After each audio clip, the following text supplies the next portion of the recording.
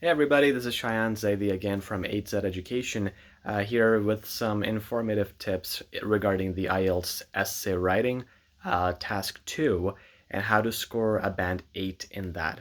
We're going to talk about task 2 because task 2 has most of your marks. It is worth about 66% or more marks according to what we know and what we've heard. So it's worth quite a lot, which is why you should dedicate a lot of your effort and energy for task 2. If you can score a 7 point, well, let's say we're talking about an 8 band, right? So if you're able to score even an 8.5 in task 2 and a little less in task 1, most likely your overall score will be 8. So make sure to work extra hard on your task 2. Today I would like to break down the exact steps you would need to get a band 8 and the resources that you could make use of as well. For example, first you need to understand what you're marked on, and that will make sense as to how you can achieve an 8 band. The first thing out of the four things you're marked on, the first thing out of them is your task response. Task response is how clearly you have answered the question. There are two resources you could use for improving your task response.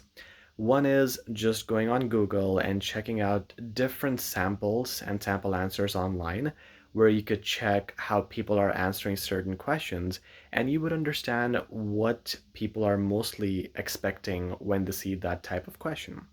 You might think something else, you might have a different answer in mind, but when you see those answers, it'll become more clear what is expected. Once again, you can email us as well, and I'll put those links down in the description here, where we could send you some samples for free, and you would have a very good understanding after reading them. The other source of understanding the task response is by simply looking at the question and making an outline. So having an outline practice is really important as well. For example, you see a question, what you got to do then is take 5 minutes and make an outline. What you would do in the outline is put your opinion, put your thesis statement, and put just one sentence per body. Like for body one, let's say, I'm going to talk about, so the question is about deforestation, cutting trees and stuff, and I don't support it. And my body one is supposed to focus on how deforestation would lead to environmental problems because we're cutting trees and there's going to be no filter of oxygen from carbon dioxide, etc., etc. I can't really write all of this down in the outline, so what I'll do is I will just write down in my outline environmental problems from cutting trees for body one, and a similar heading for body two, and so on. This way, when I start writing my body paragraphs, all I got to do is go back to the outline and I would know that this was the main idea and I'm going to focus on that. This is all the more important because when I check essays and what we see in most of the errors with students is that they would have a good idea at the start of the essay, like in the intro and body one, but as they transition to body two and the conclusion, it's a completely different question that they're answering. So they kind of forget the task response because we're pressured with the time and we're nervous and we tend to not look back at the question because we just want to keep moving. But that's why you need an outline. If you have an outline, you would know exactly what you were thinking about at the start of the question and you would keep focused on that. Number two, for vocabulary, I'm going to post a link in the description again. One really good website I recommend is, let me see it here. It is EnglishVocabularyExercises.com. If you go on that, you have a list of very common words in the general list and a list of some academic words in the academic list. What you got to do is memorize them. Unfortunately, there's no magic formula for vocabulary. The best way is to learn from word lists. Don't go to YouTube or Netflix. I mean, those are good resources, but it'll take you a lot of time to learn from them. Just go on a word list. An example is the one I'm going to post today in the description. Learn 10 words or 20 words each day from the word list, and in a week or two, you would know hundreds of new words, right? So you would then be able to start using them in your essay, and that would improve your vocab. You guys might have friends who are stuck at a 6.5 and they just need to jump to a 7, and you guys might be thinking, what's the difference? Because a lot of times, a lot of essays look the same. right? But what examiners want nowadays is extremely good vocabulary to give you a 7 plus. And for 8, you need an amazingly exceptional level of vocab. So learning different words every day is key, and those websites with word lists will help you do that. Now for this structure, maybe I'll talk about that later on. Let me mention grammar, because grammar is a quick one. For your self-practice, you could go to websites like englishgrammar.org. I'm going to post that link as well.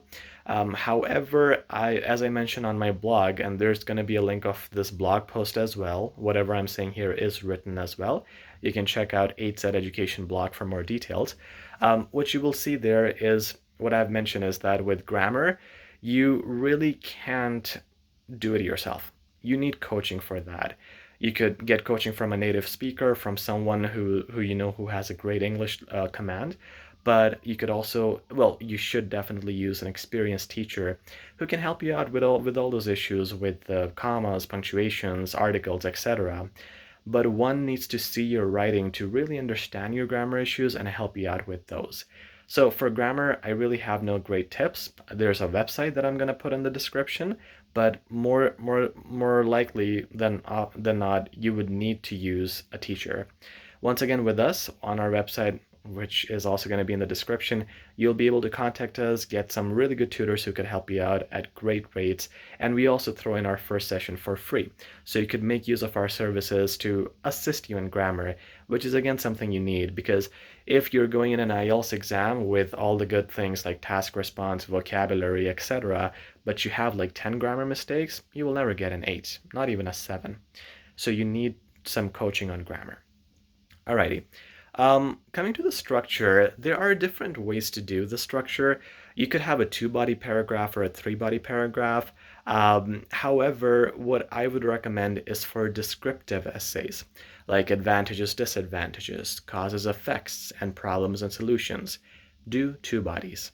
Simple reason why, because if it's advantages versus disadvantages, advantages could go in body 1, disadvantages could go in body 2, right? If we talk about what is your opinion, like that kind of question, you could have again 2 bodies.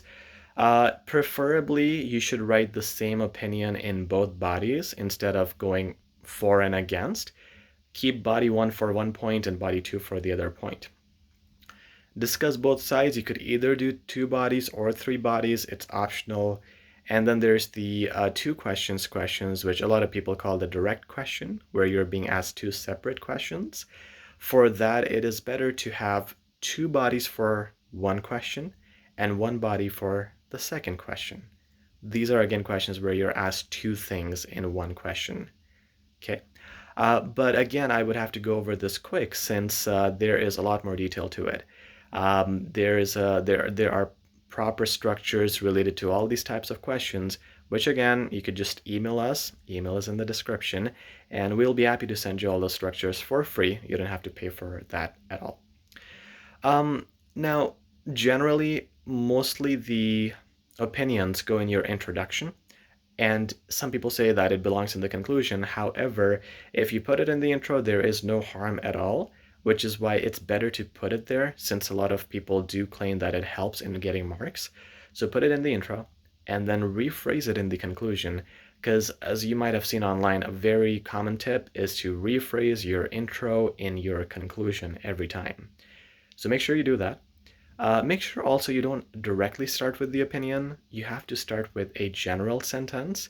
And a general sentence, a simple one, is something like, the topic of whatever has been a topic of hot debate. You can just put anything in the whatever. Now, this will not give you a band 7 or 8. For that, you would need to make it a little bit more fancy and say something like, for example, the topic of deforestation, let's say. The topic of deforestation has been a great concern with the concurrent situation ravaging the forests and natural spaces worldwide. Okay, so this is again a general sentence, although it's a pretty complex one, and you need that kind of vocab to really get to a band 8. But this sentence doesn't give your opinion, it just shines a light on the current circumstances. And then the next sentence is where you give your opinion. Okay, so that's just one general way of doing the introduction. So introduction and conclusion, although we have covered it, not in much detail, you would again need to see my templates that you will get for free to understand better. On top of that, for the body paragraphs, remember to break them down into three main parts. The first is the topic sentence, where you have the main idea of the entire body, you put it there. Then there's the explanation, where you give the details of that main idea. And then you have the concluding sentence, where you rephrase the whole thing. You just conclude the whole thing with starting words like hence or therefore, and you wrap up the main idea of the body paragraph. That is the structure of every good body paragraph: topic sentence, explanation, and the concluding sentence. Examples are optional. You don't have to give them, but if you do, sometimes it ends up explaining the topic better. So I do recommend using at least one example in each essay. Okay, so having this proper structure, having the right resources for your grammar, vocab, etc., will help you a lot. Having an outline will make sure that you are completely in line with the question and your mind doesn't deviate from it. So please make sure you use all these resources, you use the links that I'm going to provide in the description. And again, our templates and our services, a lot of them are going to be free. So do contact us about what we can offer you so we can help you out in this journey of getting a Band 8. Remember also that by learning all of this, you won't be able to do this to attempt the exam and really get a Band 8 if your level is Band 6 or 6.5-ish. You can't do it right away. You would need a few weeks because it takes a few weeks to learn the vocab, to read the sample essays, and to practice with your teacher if you're hiring one. Therefore, make sure you give it the time that you need because registration for IELTS is pretty expensive too. You don't want to waste that money again and again. Okay, so I hope these tips have helped you guys out.